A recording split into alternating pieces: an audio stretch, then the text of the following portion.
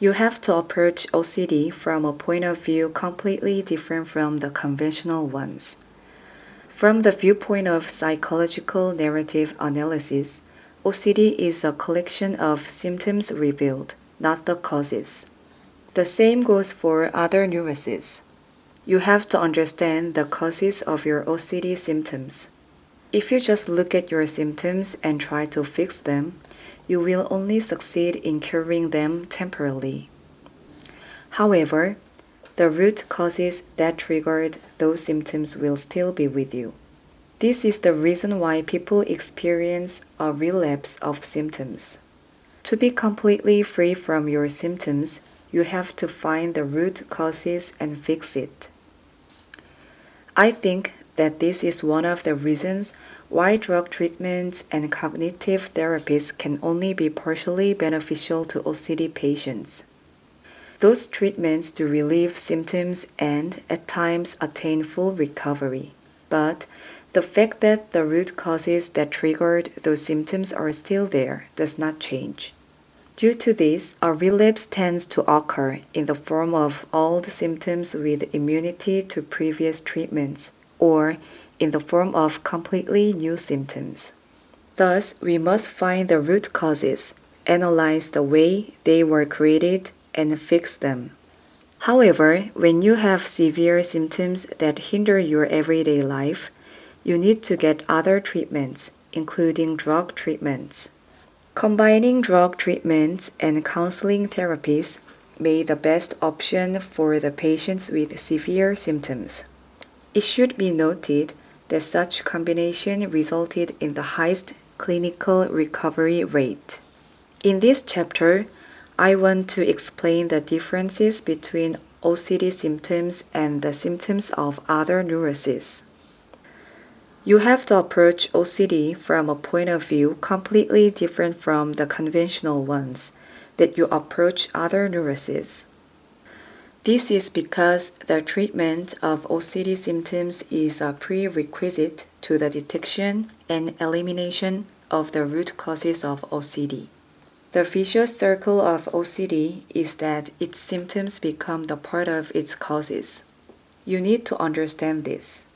You had hard time dealing with your OCD because it wasn't easy for you to stop your obsessive behaviors. You couldn't accept external stimuli because you were too engaged with your symptoms. To relieve your symptoms, you need a certain level of mental energy, as you need to use that energy to deconstruct the conditions you are in.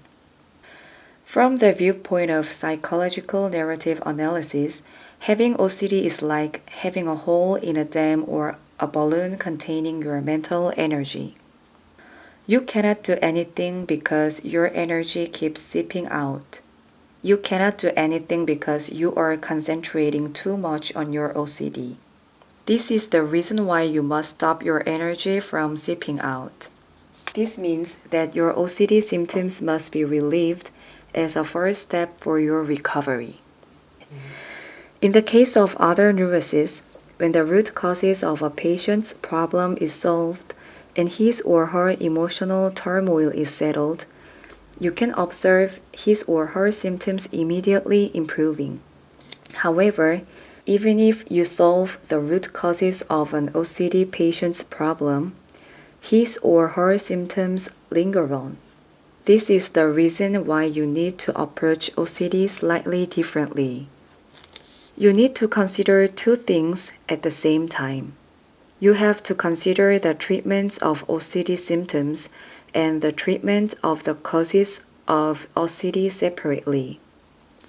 You have to stop OCD symptoms from escalating. At the same time, you need to remove the root causes of a patient's OCD so that he or she can stop feeding energy to his or her symptoms. You can reach a controllable condition only when both treatments are successful. If only one of the two is cured, the remaining will summon the cured, leading the patients to suffer a relapse. For example, there are many cases of an OCD patient's symptoms easing when he or she finds a social way out. career problems getting resolved, financial situations improving, or family relations mending.